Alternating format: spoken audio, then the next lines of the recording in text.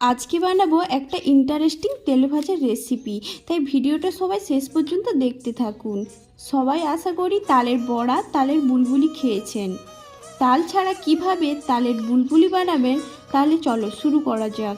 প্রথমে এখানে আলুগুলোকে সিদ্ধ করে নিতে হবে। এবার আলুটা ভালো করে মেখে নিতে হবে। মাখানো হয়ে গেলে প্রথমেই ময়দা দিয়ে দেবে। এখানে ময়দার পরিমাণটা বেশি লাগবে। সুজি, চাল গুঁড়ি, দুধ দিয়ে দেবে। এখানে দুধের বদলে জলও ব্যবহার করতে পারেন। এরপর পোস্ত দিয়ে দিবে। তারপর চিনি দিয়ে ভালো করে 5 থেকে 10 মিনিট ফেটিয়ে নিতে হবে। তারপর সামান্য নুন দিয়ে দেব।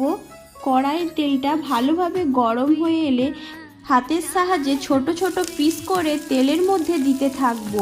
গ্যাসের ফ্লেমটা লো করে উল্টে পাল্টে নেব, তাহলেই তৈরি হয়ে যাবে আলুর বুলবুলি। এই রেসিপিটি সবাই একবার বাড়িতে